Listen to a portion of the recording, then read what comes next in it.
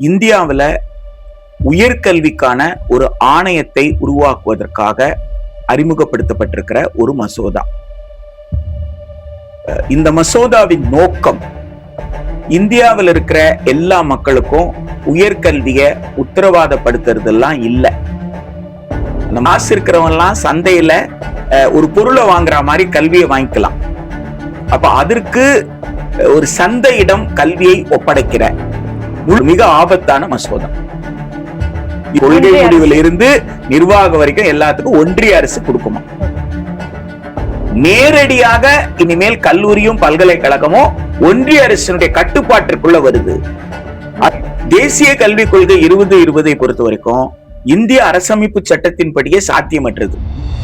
நீங்க அந்த பள்ளிக்கூடத்துல படிச்சுட்டு நீங்க லண்டனுக்கு போயிடலாம், நீங்க அமெரிக்காவுக்கு போயிடலாம். ஆனா 140 கோடி மக்கள் இருக்காங்களா, இல்ல பெரும்பகுதி மக்களுக்கு நீங்க என்ன சொல்றீங்க? நான் எழுத்தறிவு கொடுக்கறேன், அதை விட உனக்கு என்ன வேண்டும்? உனக்கு என்ன அறிவு கொடுக்கறேன், உனக்கு தான் வேலை திறன் கொடுக்கறல்ல, அதுக்கு மேல நீ என்ன வேணும் என்ற பெரும்பகுதி மக்களுக்கு கல்வியை மறுத்தலும். அந்த கல்வியை மறுக்கணும்னா அரசிடம் இந்த சூழ்ச்சி தான் இந்த விபிஎஸ்ஏ சாட்டை வைப்பதுல இது ஒரு குற்றச்சாட்டை இல்லதான் உண்மை. இந்த ஆபத்தை மக்கள் உணரணும், நம்முடைய கல்வி வளாகங்கள் உணரணும். இந்த மசோதாவை தடுப்பதற்கும் இதுபோல் அதிகார குவியல் ஒன்றிய அரசு கிட்ட போறதை தடுக்கிறதுக்கும் ஒரு தீவிரமான ஒரு போராட்டம் என்பது இந்தியாவில் தேவைப்படுது. வணக்கம், நான் உங்கள் மார்டினா. திங்கர் சேனல் சார்பாக இன்னைக்கு மிக முக்கியமான கல்வி செயல்பாட்டாளரான தமிழகத்திலும் இந்தியாவிலும் தொடர்ந்து கல்வி குறித்த விஷயங்களை எல்லா மக்கள் மத்தியிலும் மிக முக்கியமாக ஒடுக்கப்பட்ட மக்கள் மத்தியில கல்வி குறித்த விஷயங்களை, சட்டம் குறித்த விஷயங்களை அறியாத மக்கள் மத்தியில மிக தெளிவாக எடுத்துக்கொண்டு சேர்ப்பவர் பொதுப்பள்ளிக்கான மாநில மேடையுடைய பொதுச் செயலாளர், மிக பெரும் கல்வி செயல்பாட்டாளர், களத்தில் தொடர்ந்து கல்விக்காக, அனைவருக்குமான கல்விக்காக வேலை செய்யக்கூடிய பிரின்ஸ் கஜேந்திர பாபு. இன்னைக்கு விபிஎஸ்ஏ அப்படிங்கிற இந்திய உயர்கல்வி ஆணைய சட்ட மசோதா அப்படிங்கிறது என்ன, ஸோ அது குறித்த விஷயங்களை விளக்கமாக இன்னைக்கு எடுத்துரைப்பதற்காக இந்த நேர்காணல்ல இணைஞ்சிருக்காங்க. வணக்கம் தோழர். ஒன்றிய அரசு விபிஎஸ்ஏ பில், விக்ஷித் பாரத் சிக்ஷா அதிஷ்டான் அப்படிங்கிற ஒரு மசோதாவை கொண்டு வந்திருக்கு. இந்திய உயர்கல்வி ஆணைய மசோதா அப்படிங்கிற இந்த மசோதா என்ன சொல்லுது, உயர்கல்வி பத்தி என்னவெல்லாம் இந்த மசோதா சொல்லுது, ஸோ இந்த மசோதாவுக்கான எதிர்ப்பு இல்லைன்னா ஆதரவு இந்தியா முழுக்க இல்ல தமிழகத்துல எப்படி இருக்கு? வணக்கம். விக்ஷித் பாரத் சிக்ஷா அதிஷ்டான் பில் 2025 சொல்லப்படுற இந்த விபிஎஸ்ஏ 2025 பில் இந்தியாவில் உயர்கல்விக்கான ஒரு ஆணையத்தை உருவாக்குவதற்காக அறிமுகப்படுத்தப்பட்டிருக்கிற ஒரு மசோதா. இந்த மசோதாவின் நோக்கம் இந்தியாவில் இருக்கிற எல்லா மக்களுக்கும் உயர்கல்வியை உத்தரவாதப்படுத்துறதெல்லாம் இல்லை. அந்த மசோதாவே அந்த விக்ஷித் பாரத்ன்னு சொல்ல டெவலப்டு இந்தியா, ஏதோ இந்தியா வளர்ந்துருச்சு, எல்லாரும் வளர்ந்துட்டாங்க, இப்போ எல்லார்கிட்டையும் காசு இருக்கு, காசு இருக்கிறவங்கலாம் சந்தையில ஒரு பொருளை வாங்குற மாதிரி கல்வியை வாங்கிக்கலாம். அப்ப அதற்கு ஒரு சந்தையிடம் கல்வியை ஒப்படைக்கிற, முழுக்க முழுக்க உயர்கல்வியை வணிக நோக்கத்தோடு செயல்படக்கூடிய நிறுவனங்களிடம் ஒப்படைக்கிற ஒரு மிக ஆபத்தான மசோதா. இதுவரைக்கும் வந்த மற்ற மசோதாக்களுக்கும் இதுக்கும் இருக்கிற முக்கியமான விஷயம் என்னன்னா, இந்த மசோதா அரசு கல்லூரிகளை கூட தனியார் கல்லூரிகளாக மாற்றக்கூடிய சூட்சமம் நிறைந்தது. காரணம் என்னன்னா, இந்த மசோதால நிதியை பத்தி அவங்க பேசவே இல்லை. அவங்க இந்த மசோதாவில உருவாக்குற அந்த ஆணையம், அந்த ஆணையத்துல மாநிலத்தின பிரதிநிதி அப்படின்னு எடுத்துக்கிட்டா 2 பேர் தான் இருப்பாங்க. இப்ப இந்தியால இருக்கிற மாநிலங்கள்ல சுழற்சி முறையில வந்தா கூட ஒருத்தர் மெம்பரா இருந்துட்டாருன்னா அடுத்த ஒரு 20 வருஷத்துக்கு அவர் மெம்பரா இருக்க முடியாது. அப்ப மாநிலங்கள்ல, இந்தியால இருக்கிற மொத்த மாநிலங்கள்ல 2 மாநிலம் தான் ஒரு நேரத்துல பிரதிநிதித்துவப்படுத்தப்படும். அது கூட மாநிலங்கள் உரிமைகளை பேசக்கூடிய அளவுல இருக்கிறதுக்கு வாய்ப்பு இல்லை. காரணம் என்னன்னா, அவங்க என்ன சொல்றாங்க, பாலிசி டைரக்ஷன்ல இருந்து அந்த ஆணையம் எப்படி செயல்படணும்ன்ற வழிகாட்டுதலையும் அதற்கான ஆணைகளை யார் கொடுப்பாங்கன்னு கேட்டா அரசு கொடுக்குமா. கொள்கை முடிவு மட்டும் அல்ல, கொள்கை முடிவில் இருந்து நிர்வாக வரைக்கும் எல்லாத்துக்கும் ஒன்றிய அரசு கொடுக்குமா. அதுக்கு அடுத்து என்ன சொல்றாங்க, இந்த ஆணையத்தின் கீழே 3 கவுன்சில்ஸ் இருக்கும்ன்றாங்க. அந்த 3 கவுன்சில்ல ஒரு கவுன்சில் அக்ரெடிஷன் கொடுக்கிற கவுன்சில், ஸ்டாண்டர்ட் செட் பண்ற கவுன்சில், ரெகுலேட்டிங் கவுன்சில் அப்படின்றாங்க. இந்த அக்ரெடிஷன் என்ன பண்ண போறாங்க அப்படின்னு கேட்டா, தரவரிசைப்படுத்துறது, அரசு சொல்றதெல்லாம் செய்யுதா, இந்த ஆணையம் சொல்றதெல்லாம் செய்தான்னு கல்லூரியை பார்த்து அது நீ கல்லூரி இயங்கலான்னு கொடுக்கிற அந்த ஏற்பு, அந்த அக்ரெடிஷன். அதுல எதையெல்லாம் அவங்க சொல்றதை செய்யலையோ அவங்களுக்கு எல்லாம் அக்ரெடிஷன் இருக்காது. சோ அப்ப அந்த அக்ரெடிஷன்ன்றது இங்க என்னவா பயன்பட போகுதுன்னா, ஒரு டூலா ஒரு கருவியா பயன்படுத்தி எல்லாரையும் தங்கள் கட்டுப்பாட்டுக்குள்ள கொண்டு வருது. ரெகுலேட்டிங் பாடின்னு இருக்கு இல்லைங்களா, அது ஒழுங்குபடுத்துதல், ஒரு கல்லூரியை ஒழுங்குபடுத்துதல், பல்கலைக்கழகத்தை ஒழுங்குபடுத்துதல். அந்த அதிகாரம் ஒன்றிய அரசு கிட்ட சுத்தமா இல்லவே இல்லை. இப்போ இவங்க என்ன சொல்றாங்க, இந்த ஆணையத்துக்கு கீழே இருக்கக்கூடிய இந்த 3 கவுன்சில்ஸ், 3 மன்றங்களோ ஒரு முடிவை எடுத்து அந்த முடிவுக்கு ஒன்றிய அரசு உடன்படல, அல்லது ஒன்றிய அரசினுடைய முடிவுக்கு நேர் எதிரா முடிவுகள் இருக்குன்னா அந்த முடிவுகளை மாற்றிக்கொள்ள சொல்லி அறிவுறுத்துவாங்க. அது கேட்கல அப்படின்னா இவர்கள் உத்தரவு போடுவாங்க. யாரு? ஒன்றிய அரசு நேரடியா உத்தரவு போடும். அப்போ ஆணையம் போட்ட உத்தரவு, கவுன்சில் போட்ட உத்தரவு இருக்கு, அதை மீறி அதை செல்லாக்கா சாக்கிறபடியே யார் உத்தரவு போடுவாங்கன்னா ஒன்றிய அரசு உத்தரவு போடும். அப்படின்னா இதுல இருந்து நம்ம புரிஞ்சுக்க வேண்டியது என்னன்னா, நேரடியாக இனிமேல் கல்லூரியும் பல்கலைக்கழகமும் ஒன்றிய அரசினுடைய கட்டுப்பாட்டிற்குள்ள வருது. அது மாநில அரசின் கல்லூரியாக இருந்தாலும் சரி, தனியார் கல்லூரியாக இருந்தாலும் சரி, யார் இருந்தாலும் அது ஒன்றிய அரசினுடைய நேரடி கட்டுப்பாட்டின் கீழ் தான் இனிமேல் இயங்கும் என்கின்ற மிக மிக ஆபத்தான ஒரு மசோதா. அப்போ மாநில அரசு நிதி கொடுக்க மாட்டேன், நிதியை பத்தி இங்க பேசாதது மட்டுமல்ல, இவங்க இந்த மசோதாவை தாக்கல் பண்ணதுக்கான நோக்கத்தை சொல்லுவாங்க. அந்த நோக்கத்தை சொல்ற பிரிவை எடுத்து படிச்சு பாத்தீங்கன்னா உங்களுக்கு ரொம்ப ஆச்சரியப்படுற மாதிரி இருக்கும். சாதாரணமா ஒரு மசோதாவை கொண்டு வரும் பொழுது இந்திய அரசமைப்பு சட்டத்தின் இந்த கூறின்படி, அல்லது இந்திய அரசமைப்பு சட்டம் சொல்லி இருக்கிற இந்த நோக்கத்தை நிறைவேற்றுவதற்காக அப்படின்னு தான் ஒரு மசோதாவை எழுதுவாங்க, எழுதுறதா இருந்தா. இல்லைன்னா அந்த மசோதாவை பற்றி மட்டும் கூட எழுதுறதுக்கு வாய்ப்பு இருக்கு. ஆனா இதுல வினோதமா என்ன நம்ம பாக்குறோம்னா, எந்த மசோதாவை திரும்ப பெறுகிறார்களோ அந்த மசோதா அரசமைப்பு சட்டத்தின் எந்த கூறின் அடிப்படையில் இயற்றப்பட்டதுன்னு சொல்றாங்க. அப்ப அரசமைப்பு சட்டத்தின் அட்டவணை 7 பட்டியல் 1 வரிசை 66 கீழ் யுஜிசி சட்டம், பல்கலைக்கழக மானிய சட்டம் இயற்றப்பட்டது, அதை இவர்கள் திரும்ப பெற போறாங்கன்னு சொல்றாங்க. அப்போ இந்த மசோதா எந்த சட்டத்தின் கீழே சொல்லணும் இல்லைங்களா, சொல்லல. அவங்க என்ன சொல்றாங்க, தேசிய கல்விக் கொள்கை 2020 நோக்கத்தை நிறைவேற்றுவதற்கும் ஐக்கிய நாடுகள் சபையினுடைய சஸ்டைன் டெவலப்மெண்ட் கோல் 4 SDG 4 அதனுடைய நோக்கத்தை நிறைவேற்றுவதற்கும் இந்த மசோதான்னு சொல்றாங்க. அப்போ பதவி பிரமாணம் எடுக்கக்கூடியவர்கள் யாராக இருந்தாலும், ஆட்சி பொறுப்புல இருக்கிறவங்க இந்திய அரசமைப்பு சட்டத்தின்படி நிர்வகிப்பேன்றதான் பதவி பிரமாணம் எடுக்கிறாங்க. அப்போ அரசமைப்பு சட்டத்தின் நோக்கத்தை பற்றி பேசாமல் இவங்க தேசிய கல்விக் கொள்கையின் நோக்கத்தையும் சொல்றாங்களே, அங்கதான் நமக்கு ஒரு மிகப்பெரிய முரண்பாடு இருக்கு. ஏனென்றால் தேசிய கல்விக் கொள்கை 2020 அரசமைப்பு சட்டத்துக்கு எதிராக இருக்குன்றதுதான். அது கல்வியை பற்றியே பேசாத ஒரு ஆவணம் என்பதனால இது வரைவு காலத்தில் இருந்த இப்படி ஒரு மசோதா வரப்போகுது அப்படின்றது இந்த கல்விக் கொள்கையினுடைய வரைவு காலத்திலே நமக்கு தெரியும். ஏனென்றால் வரைவு காலத்துல அவங்க தேசிய கல்விக் கொள்கையில் என்னென்ன கூறுகள் சொன்னாங்களோ அந்த கூறுகளை இப்படி இருக்க சட்டத்தின்படி நிறைவேற்ற முடியாது. புதிய சட்டங்கள் இயற்ற வேண்டிய கட்டாயம் இருக்கு. அப்போ இதுக்கெல்லாம் வாய்ப்பு இருக்குன்னு வரைவு காலத்துல 2016 இருந்தே எச்சரிக்கை கொடுத்துட்டு வந்தோம். இந்தியா முழுக்க பல்கலைக்கழகத்தை சார்ந்த மாணவர்கள், ஆசிரியர்கள் இந்தியா முழுக்க கடுமையான போராட்டத்தை தொடர்ந்து நடத்திட்டு இருக்காங்க. 10 ஆண்டு காலமாக இந்த போராட்டம் இடைவிடாமல் நடந்துகிட்டு இருக்கு. இப்போ இந்த மசோதா கிட்டத்தட்ட 3 முறை இந்த ஹையர் எஜுகேஷன் கமிஷன் பில்லுன்னு 3 முறை வைத்து திரும்ப பெற்றாங்க. இந்த மசோதா VBSE இப்பதான் பேர் வச்சிருக்காங்க. VBSE பேர் வைக்கிறதுக்கு முன்னாடி அது higher education commission of India bill, higher education commission of HECI bill அப்படின்னு சொல்லிதான் அது ஒரு முறை வந்தது. ஆனா தாக்கல் ஆகல. எனக்கு கடுமையான கேள்வி இதுல என்னன்னா, NEP 2020க்குள்ள இந்தியாவுடைய கல்வி நிறுவனங்கள் எல்லாத்தையும் அதுக்குள்ள கொண்டு வராங்க. VBSEக்குள்ளேயும் UGC, AICTE, NCTE இந்த கல்வி நிறுவனங்களை அரசின் கீழ் வச்சிருக்கிற இந்த அமைப்புகள் எல்லாத்தையுமே கூட இதுக்குள்ள கொண்டு வராங்க, VBSEக்குள்ள கொண்டு வராங்க. அப்ப இந்த NEP 2020க்கும் விபிஎஸ்ஏக்கும் என்ன தொடர்பு இருக்கு? அண்ட் இந்த யூஜிசி, ஏஐசிடிஇ, என்சிடிஇ இதெல்லாம் நம்ம தனித்தனியா இயங்குனா என்ன மாதிரியான அட்வான்டேஜஸ் இருக்கு? இந்த விபிஎஸ்ஏக்குள்ள இது எல்லாத்தையும் கொண்டு வர்றதுனால என்ன டிஸ்அட்வான்டேஜஸ் இருக்கு? ஸோ இந்த கேள்வி எனக்கு இருக்கு. தேசிய கல்விக் கொள்கை 2020 அப்படின்னு சொல்றது வந்து ஒரு கல்விக் கொள்கை. அந்த கல்விக் கொள்கையை நடைமுறைப்படுத்தணும்னு சொன்னா அது சட்டத்தின்படி சாத்தியம் இருக்கணும். தேசிய கல்விக் கொள்கை 2020 பொறுத்த வரைக்கும் இந்திய அரசமைப்பு சட்டத்தின்படியே சாத்தியமற்றது.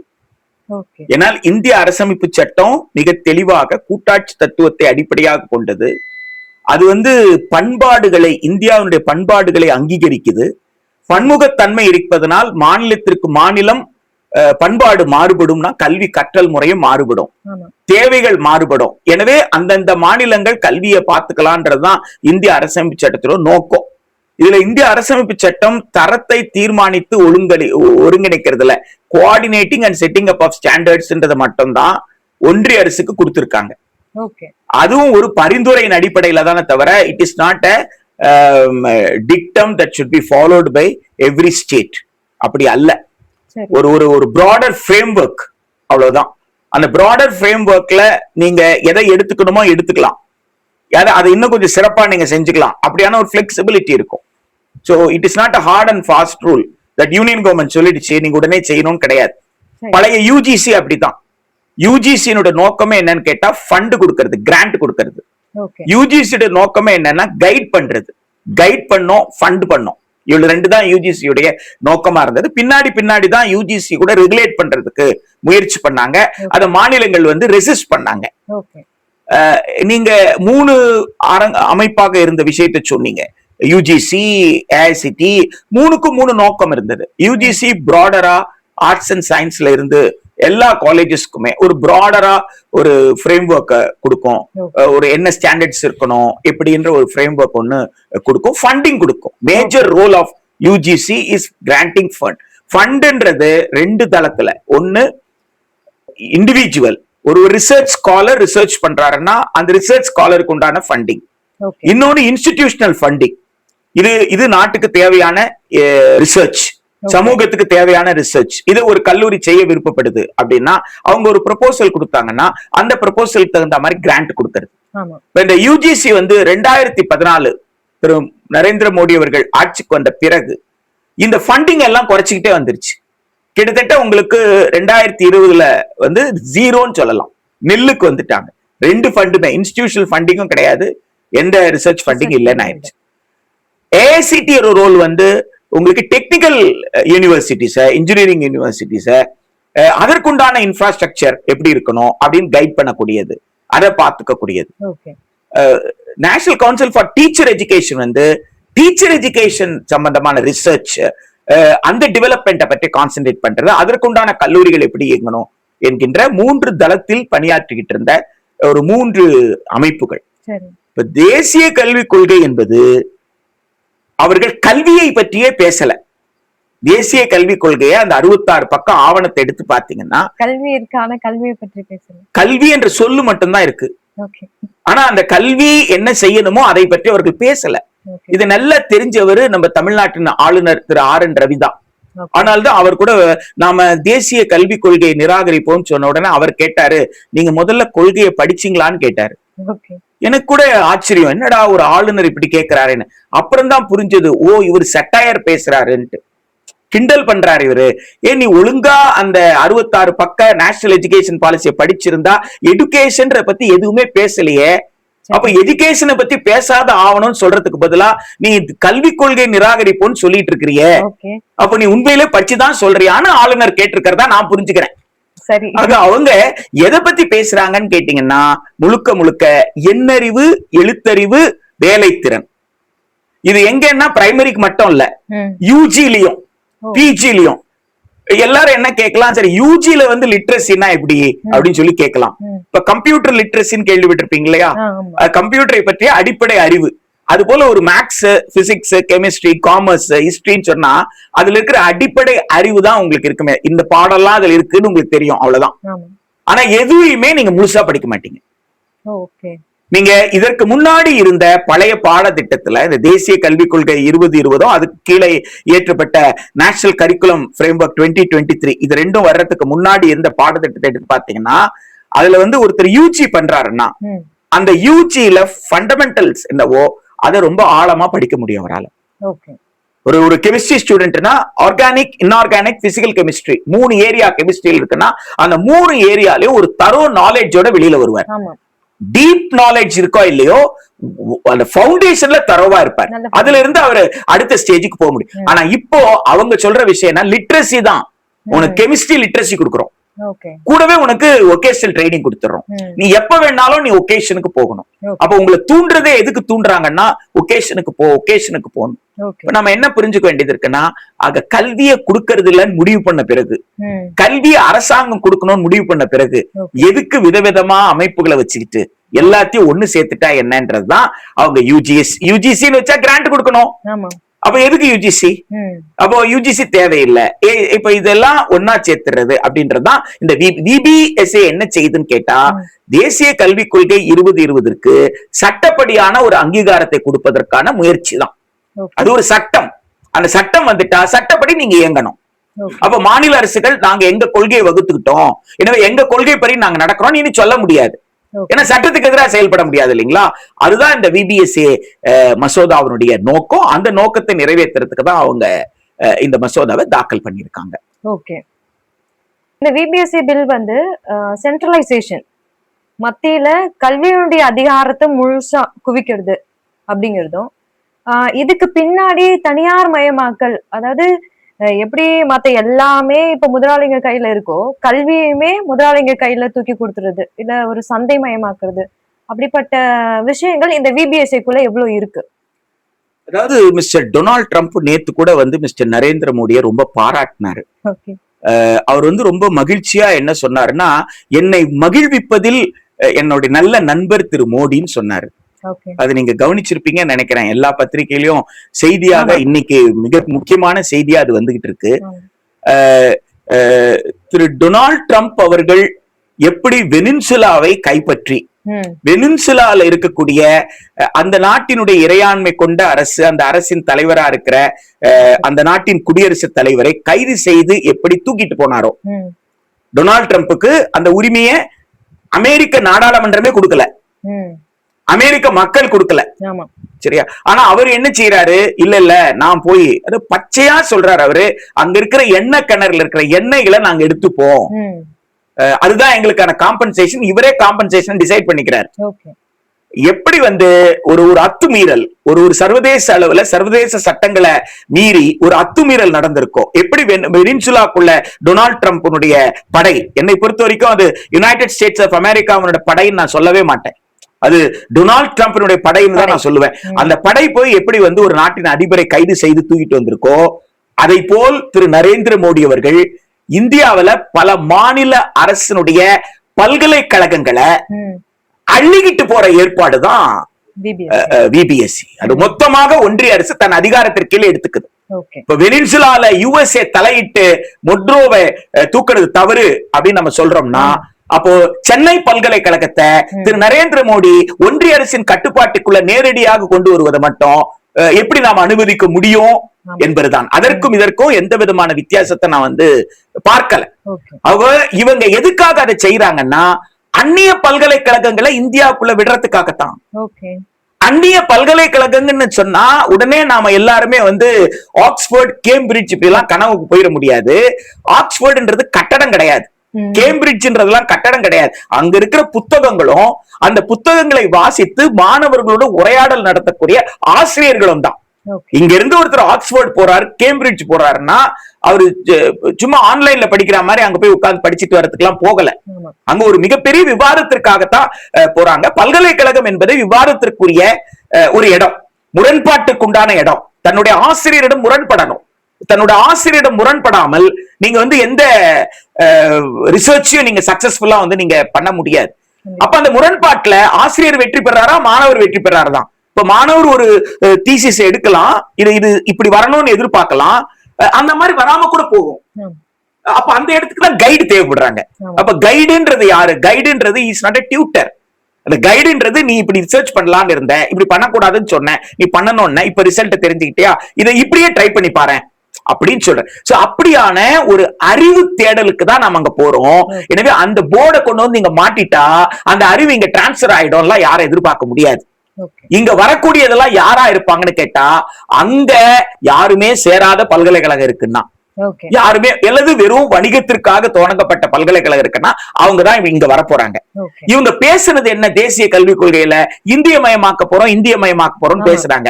இன்னைக்கு மத்திய பிரதேசல ஆண்டுகிட்டு இருக்கிறது பாஜக, உங்களுக்கு ஒன்றியத்தை ஆண்டுகிட்டு இருக்கிறது பாஜக. மத்திய பிரதேசல இப்ப சமீபத்துல இங்கிலாந்துல இயங்குற பள்ளிக்கூடங்கள் அதனுடைய கிளை பள்ளிக்கூடங்களை இங்க தொடங்கி இருக்கு. இன்டர்நேஷனல் ஸ்கூல் நேரடியா அவங்க தொடங்கி இருக்காங்க. அப்போ நேரடியாக ஒரு ஆங்கில ஏகாதிபத்தியத்தை எதிர்த்து, ஆங்கில காலனி ஆதிக்கத்தை எதிர்த்து நாம விடுதலை அடைஞ்சோம். இப்போ அந்த காலனி ஆதிக்கத்துக்கு நம்ம உட்படுத்தியவர் அவரே நேரடியா வந்து இங்க பள்ளிக்கூடத்தை நடத்த போறாருன்னா அவர் நம்ம மூளைக்குள்ள என்ன கொடுக்க போறாரு? நீங்க ஒரு பக்கத்துல நான் மெக்காலா கிட்ட இருந்து நான் காப்பாத்துறேன் அப்படின்னு இருக்கிறீங்க, மெக்காலா கிட்ட இருந்து காப்பாத்துறேன்னு சொல்லிட்டு நீங்க மெக்காலா விட மிக மோசமாக இன்றைக்கு ஐரோப்பாவில் அமெரிக்காவில் இருக்கக்கூடிய கருத்தியலை கொண்டவர்கள் இங்க வந்து பள்ளிக்கூடங்களை நடத்த அனுமதிப்பது அப்படின்னு சொல்றது பணம் வசதி படைத்தவர்களுக்காக ஒரு பள்ளி. இப்ப அந்த பள்ளி உங்களுக்கு NEP கீழ வராதுல்ல. இப்போ அந்த நாட்டினுடைய பாடத்திட்டத்துப்படிதான் அந்த பள்ளி வந்து இயங்கும். அப்போ பணம் வாய்ப்பு வசதி இருந்தா நீங்க அந்த பள்ளிக்கூடத்துல படிச்சுட்டு நீங்க லண்டனுக்கு போயிடலாம், நீங்க அமெரிக்காவுக்கு போயிடலாம். ஆனா 140 கோடி மக்கள் இருக்காங்களா, இல்ல பெரும்பகுதி மக்களுக்கு நீங்க என்ன சொல்றீங்க, நான் எழுத்தறிவு கொடுக்குறேன், அதை விட உனக்கு என்ன வேண்டும், உனக்கு என்ன அறிவு கொடுக்குறேன், உனக்குதான் வேலை திறன் கொடுக்குறல்ல, அதுக்கு மேல நீ என்ன வேணும் என்ற பெரும்பகுதி மக்களுக்கு கல்வியை மறுத்தலும். அந்த கல்வியை மறுக்கணும்னா அரசிடம் கல்லூரிகள் இருக்கக்கூடாது, பல்கலைக்கழகம் இருக்கக்கூடாது. எனவே அரசே பல்கலைக்கழகம் நடத்தினாலும் கல்லூரி நடத்தினாலும் அது செல்ஃப் பைனான்ஸா நடக்கும், செல்ஃப் சப்போர்ட்டட் கோர்ஸா நடக்கும், பேருக்குதான் அரசு ஓனரா இருக்கும். சோ இந்த சூழ்ச்சி தான் இந்த VBSA. இந்த VBSA நம்ம புரிஞ்சுக்க வேண்டியது என்னன்னு கேட்டா, அரசமைப்பு சட்டத்துல அப்படியான ஒரு ரெகுலேட்டிங் அதிகாரத்தை ஒன்றிய அரசுக்கு கொடுக்கவே இல்லை. நீங்க பட்டியல் 1 44 பட்டியல் 2 32 பட்டியல் 3 25 3 சேர்த்து படிச்சா உங்களுக்கு ரெகுலேட்டிங் பவர் யாருக்கு கிடையாது, ஒன்றிய அரசு கிடையாது. அப்ப நாடாளுமன்றம் இந்த மசோதாவை எடுத்து விவாதிக்கிறதுக்கு தகுதி இல்லாதது. அப்ப நாடாளுமன்ற உறுப்பினர்கள் என்ன சொல்லணும், நாம் விவாதிக்க வாய்ப்பில்லாத, நம்முடைய அதிகார வரம்புக்குள் வராத ஒரு பொருள் மீது ஒரு மசோதாவை நீங்க எப்படி தாக்கல் பண்ணுவீங்க அப்படின்ற கேள்வி எழுப்பணும். அதை எழுப்பணும் தான் மக்கள் விரும்புறாங்க. காரணம் என்னன்னா, இறையாண்மை, இறுதி இறையாண்மை யாரிடம் இருக்குன்னா மக்களிடம் இருக்கு. மக்களிடம் இருக்கிற இறையாண்மையை தான் தேர்ந்தெடுக்கும் பிரதிநிதி மூலமா அரசு கொடுத்திருக்காங்க. அப்ப அந்த அரசு தவறு செய்துன்னு போது அந்த அரசை கேள்வி கேட்கிற இடம் தான் மக்களின் பிரதிநிதிகளுடைய அவைன்னு சொல்லப்படுற மக்களவை, மாநிலங்களவை. சோ அந்த மாநிலங்களவை மக்களவையில் இருக்கிற மக்களுடைய பிரதிநிதிகளான நாடாளுமன்ற உறுப்பினர்கள் இந்த கேள்வி அந்த இடத்துல எழுப்ப வேண்டிய அவசியம் இருக்கு. ஒரு தீவிரமான ஒரு போராட்டத்தின் மூலமாகத்தான் நீங்க இந்த மசோதாவை வந்து தடுக்க முடியும். இந்த மசோதாவை தடுக்காமல் இதை சட்டமாக்க நாம் அனுமதித்தால் இனி ஒவ்வொரு மாணவரும், ஒவ்வொரு ஆசிரியரும், ஒவ்வொரு ஆய்வும் நேரடியாக ஒன்றிய அரசின் கண்காணிப்பில் இருக்கும். ஒரு ஆசிரியர் தன் விருப்பப்படி அவர் வந்து ஒரு லெக்சர் கொடுக்க முடியாது. இப்ப செமினாருக்கு கூப்பிடுறோம் இல்லைங்களா, செமினார்ல வந்து ஒன்றிய அரசினுடைய ஒரு கொள்கைன்னா அந்த கொள்கையை விமர்சிச்சு பேசுறாங்கல்ல, அப்படி பேச முடியாது. பாடத்திட்டத்தில் என்ன சொல்லப்பட்டிருக்கோ அந்த பாடத்திட்டத்துக்கு உட்பட்டு தான் நீங்க செயல்பட முடியும். தீசிஸ், அது மேக்ஸா இருந்தாலும் சரி, பிசிக்ஸா இருந்தாலும், கெமிஸ்ட்ரியா இருந்தாலும், காமர்ஸ் எதுவா இருந்தாலும், ஒரு ஆராய்ச்சி கட்டுரை கூட அரசு எப்படி நினைக்குதோ அந்த பொருள் மீதுதான் இருக்கணும். இந்த கட்டுரை நீங்க தயார்படும் பொழுது, இந்த ஆய்வு நீங்கள் மேற்கொள்ளும் பொழுது, அந்த ஆய்வின் தொடக்கத்திலிருந்து இறுதி வரை கண்காணிக்கப்படுவார்கள் ஒவ்வொரு ஆராய்ச்சியாளரும். அப்ப இந்தியா முழுக்க அது சாத்தியமானா அதை சாத்தியப்படுத்துவதற்கு தான் இந்த மசோதா. அப்படி இப்ப பண்ண முடியுமா? ஆயிரக்கணக்கான பேர் அப்படி ஒன்றிய அரசால பண்ணிட முடியுமா? பண்ண முடியும். அதுக்குதான் அவங்க வந்து ரிவ்யூ, என்ன ப்ராசஸ்ல ரிவ்யூ நடக்கும்னு சொல்லியிருக்காங்க. அப்ப அந்த ரிவ்யூல நீங்க அரசாங்கம் நினைக்கிற மாதிரி நீங்க நடந்துக்கல, அல்லது நீங்க உங்களுடைய சோசியல் பேஜ்ன்னு சொல்லி உங்க சமூக தளத்துல போயிட்டு ஒரு கருத்தை நீங்க எழுதிருப்பீங்க, அந்த கருத்தை வைத்து கூட உங்களுக்கு நிதியை நிறுத்தலாம், உங்களுடைய ஆராய்ச்சியை நிறுத்தலாம். இவ்வளவு ஆபத்துகள் இருக்கிறத நாம இன்னும் தீவிரமா உணரல. கல்வியல் செயல்பாடே இல்லாம போக போகுது. அகாடமிக் ஃப்ரீடம்னு சொல்றோமே, கல்வியல் சுதந்திரம் சொல்றோமே, அது இல்லாமல் போக போகுது. மெக்கார்த்திய பத்தி எல்லாம் அவ்வளவு பேசணும் ஒரு காலத்துல. மெக்கார்த்திசம் இந்தியாக்குள்ள வந்துருச்சு. மெக்கார்த்திசத்துக்கான சட்ட வடிவம் தான் இந்த விபிஎஸ்ஏ நாம புரிஞ்சுக்கலன்னா அது அது எவ்வளவு பெரிய ஆபத்து என்பதுதான். மெக்கார்த்திசம் என்பது உங்களுக்கு அமெரிக்காவுடைய வாழ்க்கைய, இயல்பான வாழ்க்கையை கெடுத்த ஒரு மாபெரும் சூழ்ச்சி. அது நீங்க சுதந்திரமா சிந்திக்க முடியாது, சுதந்திரமா ஓவியம் வரைய முடியாது, சுதந்திரமா நீங்க நடிக்க முடியாது, சுதந்திரமா நீங்க கதை எழுத முடியாது, ஆசிரியர்கள் சுதந்திரமா தன் வகுப்பறையில வகுப்பு நடத்த முடியாது. இப்படி எல்லா தளத்திலையும் மெக்கார்த்திசம். அதான் ஆல்பர்ட் ஐன்ஸ்டைன் ஒரு மிகப்பெரிய கால் கொடுத்தாரு. அவரு மெக்கார்த்திசத்தை எதிர்த்து போராடுவதற்கு ஆசிரியர்களும் மாணவர்களும் முன்னுக்கு வரணும்னாரு. நீங்க போராடுங்க, இது அனுபவ பண்ணாதீங்க. உடனே அவருக்கு எதிராக ஒரு சதி நடந்தது. நீயே வெளிநாட்டுக்கார, உனக்கு நான் தஞ்சம் கொடுத்திருக்கோம், நீ எங்க நாட்டுக்கு எதிராகவே நீ பேசுறியா அப்படின்னு ஒரு கும்பல் அவருக்கு எதிராக கூட வேலை. ஆனால் அவர் அதை பற்றி கவலைப்படல. அதெல்லாம் எதிர்கொண்டுதான் அவர் நின்றார். ஆல்பர்ட் ஐன்ஸ்டைன் வெறும் ஒரு பிசிக்ஸ் டீச்சர் கிடையாது, ஒரு சயின்டிஸ்ட் கிடையாது. அவர் அதை தாண்டி ஒரு மிகப்பெரிய ஒரு தத்துவ அறிஞனாக அவர் செயல்பட்டு இருக்காருன்னு நம்ம புரிஞ்சுக்கணும். அந்த மெக்கார்த்திசத்தை விட மிக மோசமானது விபிஎஸ்ஏ மசோதா என்பதை நம்முடைய நாடாளுமன்ற உறுப்பினர்களும் நம்முடைய மாணவர்களும் ஆசிரியர்களும் புரிந்து கொண்டால் இந்த மசோதாவை தடுப்பதற்கான எல்லா முயற்சியும் மேற்கொள்வார்கள்.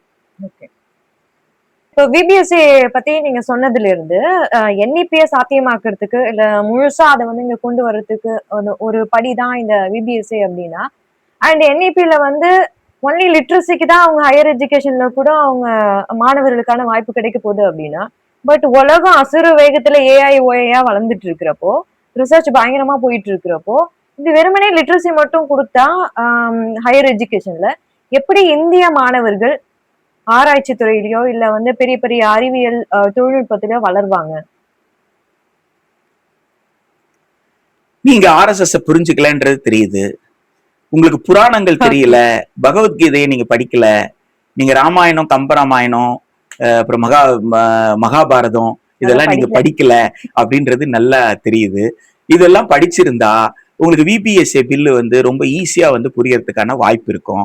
ஏன்னா திரு மோகன் பகவத் கொஞ்ச நாளா பேசிட்டு இருக்கிறத நீங்க கேட்டிருப்பீங்கன்னு நினைக்கிறேன். பாஜக கண் கொண்டு ஆர்எஸ்எஸ் பார்க்காதீர்கள்ட்டு. நீங்க பாஜக கண் கொண்டு ஆர்எஸ்எஸ் பார்த்தால் ஆர்எஸ்எஸ் நீங்க புரிஞ்சுக்க முடியாது, பாஜகவை நீங்க புரிஞ்சுக்க முடியாது. ஆர்எஸ்எஸ் கண் கொண்டு பாஜகவை பார்க்கணும்.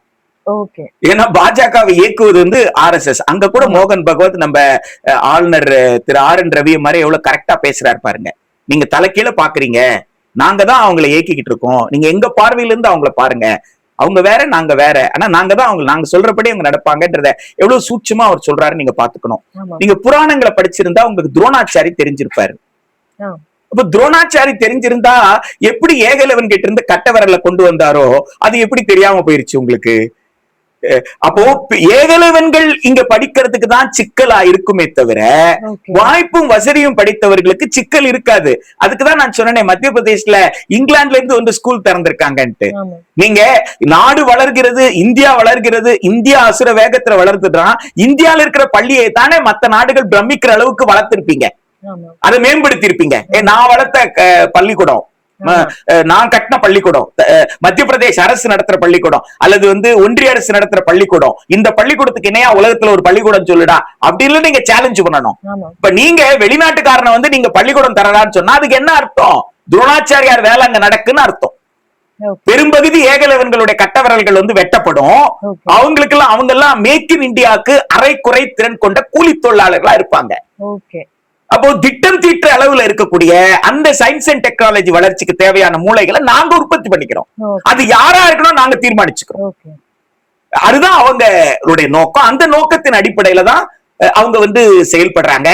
கற்றுக்கொண்டு முடித்து விட்ட பிறகு, வித்தையை கற்றுக்கொண்டு முடித்து விட்ட பிறகு உங்களுக்கு அவன் கற்றுக்கொண்ட வித்தை அவனுக்கு பயன்படாதுன்னு சொன்னாங்களா, சொல்லலையா? மகாபாரதத்துல இதை நம்ம பாக்குறோம்ல.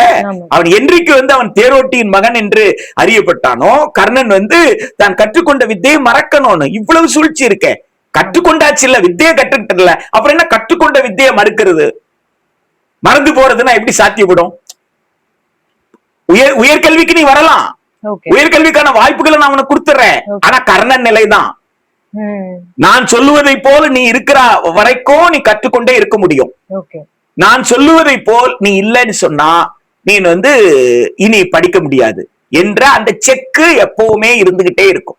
ஓகே. எனவே நான் உயர்கல்விக்கு வந்துட்டேன், ஓரளவுக்கு நான் படிச்சதை வச்சு கூட நான் வாழ்ந்துக்கலாம். இப்ப நம்ம பேசுறோம்ல, ஆமா. டிகிரி வந்துட்டேன்பா, ஆமா. டிகிரி எம்ஏ கிடைக்கலனா கூட பரவாயில்லப்பா அப்படின்னு சொல்றோம்ல. பிஎஸ்டி கிடைக்கலனா இப்ப என்ன கெட்டு போச்சு, ஒரு பிஎட் முடி டீச்சர் ஆயிடலாம் இல்லைங்களா? இன்னும் அதெல்லாம் கிடையாது அப்படின்றதுதான். நீங்க இன்னும் சரியாக புரிந்து கொள்ளணும்னா ஹெடால்ஃப் ஹிட்லரை நீங்க படிக்கணும். ஓகே. ஹெடால்ஃப் ஹிட்லர் வந்து அவர் சிறையில இருந்து எழுதினார் இல்லைங்களா, மெயின் கேம்ப் மை ஸ்ட்ரகிள் எழுதினார்ல, அதை படிச்சீங்கன்னா அதுல எவ்வளவு அழகாக கல்வி எவ்வாறு தரப்படணும், யாருக்கு கொடுக்கப்படணும், எந்த மொழியில கொடுக்கப்படணும் என்பதையெல்லாம் ஏன் எழுதுறாரு. அவருக்கு ஏன் பெண்ணுக்கு கல்வி கொடுக்க கூடாதுன்றதுல அவர் ஏன் அவ்வளவு கரெக்டா இருந்தாரு. பிபிஎஸ்சியை பத்தி நீங்க சொல்ல சொல்ல எனக்கு வந்து இது ஒரு ஃபசிஸ்டிக்கா ஜெர்மனோ ஹிட்லர் தான் ஞாபகம் வந்தாங்க. ஆக்சுவலி அதேதான், அது அதனுடைய அச்சுதான், அச்சு நகல் தான் இது. அதுல எந்த மாற்று கருத்தும் கிடையாது. அத முசோலினி சொன்னார்ல, nothing against the state, everything within the state, nothing outside the state, nothing against the state, everything within the state, nothing outside the state. நான் வெளிநாட்டுக்காரனோட கொலாபரேட் பண்ணி ரிசர்ச் பண்றேன், இல்ல தேச துரோகி. நான் ஒரு கருத்தை வச்சிருக்கேன், அந்த கருத்தை பகிரங்கமா வெளிநாட்டுல போய் பேசுற அப்படின்னு சொன்னா, இல்ல நீ யார் கூட போய் பேசுன, நீ பேசும்போது பக்கத்துல நின்ன ஆள் யாரு அப்படின்னா, இந்தியாவுக்கு எதிராக பேசக்கூடியவங்களோட பக்கத்துல உட்காந்து டீ சாப்பிட்டுட்டு இருக்கேன். இப்படி எல்லாம் பேசுவாங்களான்னு எனக்கு தெரியல. ஒரு பேசுற இடத்துல மாற்று கருத்து இருப்பவர்கள் எல்லோரும் தான் வருவாங்க இல்லையா, அதுதான் ஜனநாயக வெளி. ஆனா இன்றைக்கு எப்படி விமர்சிக்கப்படுறாங்க, வெளிநாட்டுல போய் பேசிட்டு வர்றவங்க எப்படி விமர்சிக்கப்படுறாங்க, இது எதை காட்டுது, முசோலினியை தான் நினைவுபடுத்துது. முசோலினி எதை செய்தாரோ அது இந்தியாவில நடைமுறைக்கு வருது. கல்வி தளத்துல முசோலினியும் ஹிட்லரையும் பின்பற்றி பாசிசமும் நாசிசமும் அந்த மக்களை எப்படி அச்சுறுத்தி வைத்திருந்ததோ, அரசுக்கு தலைமை பொறுப்பு வகிக்கக்கூடிய ஒருவர் அவரை எதிர்த்து பேசினால் நாட்டுக்கு எதிராக பேசினதாக பொருள். நீங்க இந்தியா அப்படி கிடையாது, இந்திய அரசமைப்பு சட்டம் அப்படி கிடையாது. இந்திய அரசமைப்பு சட்டம் என்ன சொல்லுதுன்னா, இறையாண்மையை இந்தியர்கள் கிட்ட கொடுத்துருச்சு. இந்தியர்கள் தனக்கான அரசை தேர்ந்தெடுப்பாங்க. தன் அரசு, தான் தேர்ந்தெடுத்த அரசு தன் மக்களுக்கு விரோதமாகவோ தன் நாட்டுக்கு விரோதமாகவோ செயல்படுவியானால், தன் நாட்டையோ தன் மக்களையோ தன் இயற்கை வளங்களையோ பொது சொத்தையோ காப்பதற்கு அரசுக்கு எதிராக மக்கள் போராடுவாங்க. அதுதான் இந்தியா. அதுக்கு பேர் தான் ultimate sovereignty lies with the people of India நம்ம சொல்றோம். We the people of India Indian constitution தொடங்குறதுடைய அர்த்தம் அதுதான். ஆனால் பாசிசத்துல நாசிசத்துல அது நடக்காது. அதுதான் அண்ணல் அம்பேத்கர் வந்து மிக தெளிவான ஒரு எச்சரிக்கையை கொடுத்தாரு. By the people, of the people, for the பீப்புள்ன்றதுதான் டெமோக்ரஸி. கொஞ்ச நாள் கழிச்சு யாராவது பேச ஆரம்பிப்பாங்க, we will do good for the people, what we do is good, what people ask will not be done by us அப்படி பேசாரு. மக்கள் எதை கேட்கிறார்களோ அதை நாங்கள் செய்யணும்னு அவசியம் இல்லை. மக்களுக்கு எது நல்லதுன்னு நாங்க தீர்மானிக்கிறோம், எது நல்லதோ அதை நாங்க செய்யறோம் அப்படின்னு சொல்லுவாங்க. இது ஜனநாயகத்திற்கு பேர் ஆபத்துன்னு 1949 நவம்பர் 25 கான்ஸ்டிடியூவன்ட் அசம்பிளில வார்னிங் கொடுக்கிறார். இந்த கான்ஸ்டிடியூஷன்ல அப்படி நடக்கிறது கூட சாத்தியம் இருக்குன்றார். அவர் நினைச்சு பாருங்க, 75 வருஷத்துக்கு அப்புறம் ஒரு மிஸ்டர் அமித்ஷா வருவாருன்னு அவருக்கு தெரிஞ்சிருக்கு பாருங்க. அமித்ஷா பயன்படுத்தின அதே வார்த்தையை அவரு சொல்லியிருக்காரு பாருங்க, mister Modi or mister Modi's government will not do what people want. Mr. Modi or Mr. Modi's government will do what is good for people. அங்கதான் அண்ணல் அம்பேத்கர் கேட்கிறாரு, what is good for people decide பண்றது, who are you னு கேட்கிறார். what is good for peopleன்றத people should decide. So you can't decide. So a democracy should be of the people, by the people, for the people. இத சொன்ன உடனே எல்லாரும் என்ன செய்வாங்கன்னா, இவங்க வந்து மேற்கத்திய மூளை, அப்ரஹாம் லிங்கன் கிட்ட இருந்து மேற்கோள் காட்டுறாங்க, அவர் தான் இந்த டெஃபினிஷன் கொடுத்தாங்கன்னு சொல்லுவாங்க. அண்ணல் அம்பேத்கர் ரொம்ப தெளிவா சொல்றாரு, புத்தர் கிட்ட இருந்து எடுத்தண்டான்றாரு. இத முதல்ல புத்தர் சொன்னதே லிங்கன் சொல்லியிருந்தா அதுக்கு நாம என்ன செய்யறது? இவங்க லிங்கனையும் படிக்கல, புத்தரையும் படிக்கல, வாட்ஸ்அப்ல வர்ற ஏதோ வாட்ஸ்அப் யூனிவர்சிட்டி செய்தியை வச்சுக்கிட்டு இவங்களால வந்து ட்ராலிங் பண்ண முடியும்னா அதற்கு நாம் பயந்து கொண்டெல்லாம் இருக்க முடியாது. மிக தெளிவாக இந்த விபிஎஸ்ஏ பில் என்பது முசோலினி கட்டமைத்த ஒரு பாசிச அரசை கட்டமைப்பதற்கான மிக ஆபத்தான மசோதா. இதுல வந்து சமரசமே இல்ல. இந்த குற்றச்சாட்டை வைப்பதுல இது ஒரு குற்றச்சாட்டை இல்லதான் உண்மை, அந்த மசோதாவோட உண்மை நிலை. எனவே இந்த ஆபத்தை மக்கள் உணரணும், நம்முடைய கல்வி வளாகங்கள் உணரணும். இந்த மசோதாவை தடுப்பதற்கும் இதுபோல் அதிகார குவியல் ஒன்றிய அரசு கிட்ட போறதை தடுக்கிறதுக்கும் ஒரு தீவிரமான ஒரு போராட்டம் என்பது இந்தியாவில் தேவைப்படுகிறது. ஓகே, நன்றி தோழர். விபிஎஸ்சி பத்தி ரொம்ப தெளிவா நீங்க விளக்கமா கொடுத்திருக்கீங்க. ரொம்ப நன்றி இந்த இன்டர்வியூக்கு. நன்றிங்க.